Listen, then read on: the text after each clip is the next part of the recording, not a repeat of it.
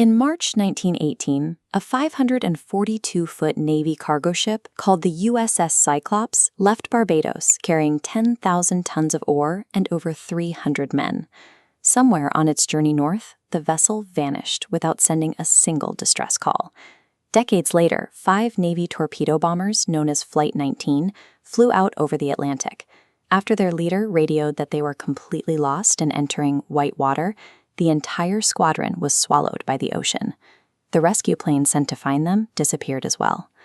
Half a world away, and thousands of years earlier, another impossible story took root. According to ancient myth, the unstoppable Roman Empire was founded by twin boys who were fathered by the god of war and kept alive by a wild wolf. We love these narratives. We devour best-selling books claiming interdimensional portals are eating our aircraft, and we write history framing Rome as a divine, monolithic force predestined to conquer the globe.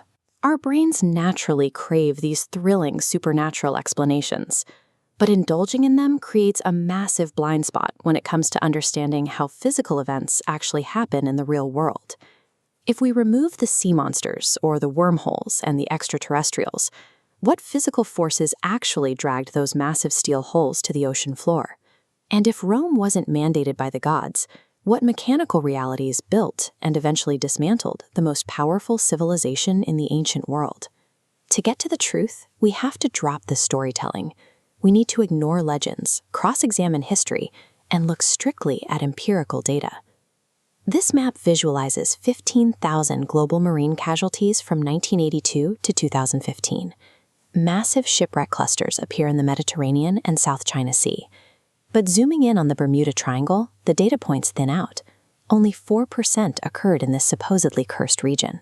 This diagram illustrates the shifting agonic line, an invisible marker where true geographic north perfectly aligns with magnetic north. Anywhere else, compasses experience magnetic declination.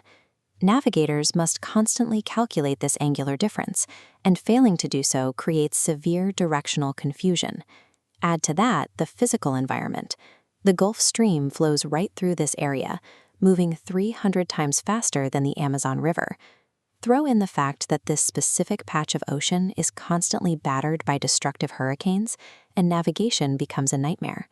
Looking back at the tragic loss of Flight 19, the radio transcripts reveal a brutal reality. The lead pilot became severely disoriented, misread his compass, and stubbornly flew his squadron further out into the Atlantic until they ran out of fuel. The triangle isn't a supernatural vortex. It is a statistically average stretch of water, prone to highly aggressive weather and entirely routine human error. Applying that same empirical lens to Rome strips away the shiny veneer of divine destiny. The early Romans didn't conquer because the gods commanded it. They became hyper-militaristic as a trauma response. After Gaulish tribes sacked and burned their city, Rome adopted a paranoid policy of conquering every neighbor before they could be attacked again. When Emperor Augustus finally stabilized a fractured republic, he didn't do it with magic. He did it through relentless, unglamorous bureaucracy. He recognized that the army kept starting civil wars because soldiers relied on their specific generals for money. So Augustus standardized their pay. He enacted strict 20-year enlistments and guaranteed state-funded land grants for retirement, permanently shifting the soldiers' loyalty from rogue commanders back to the state. But human blunders happen on land, too. Just as a disoriented pilot doomed Flight 19, a Roman general named Verus ignored warnings, misread his environment, and marched 20,000 professional soldiers into an ambush in the dense Teutoburg forest. He lost 3 entire legions in a matter of days. Rome was built, sustained, and occasionally broken by precise military logistics and catastrophic human mistakes. The end of the empire was equally mechanical. There was no epic final battle against a singular villain to bring down the curtain. This map tracks the real catalyst for the collapse. As the Huns exploded out of the Eurasian steppe, they triggered a massive migration crisis. Tens of thousands of displaced Goths fled across the Danube border seeking asylum, completely overwhelming the Roman administration. This domino effect eventually allowed rival groups to seize North Africa. Rome lost its primary source of grain and tax revenue, crippling its ability to pay the massive standing army Augustus had created. Empires do not die from dramatic theatrical betrayals.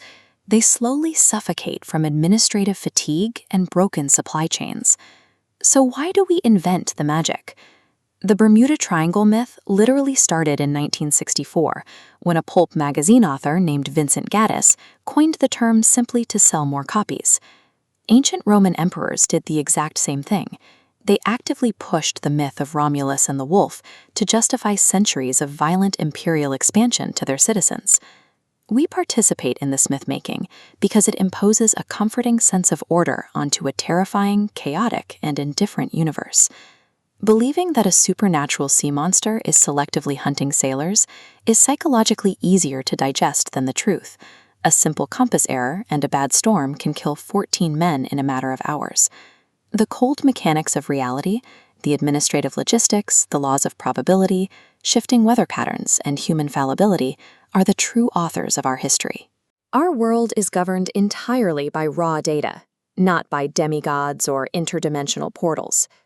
When we choose to look at the hard numbers instead of the comforting stories, we discover a reality that is fabulously unremarkable and entirely knowable.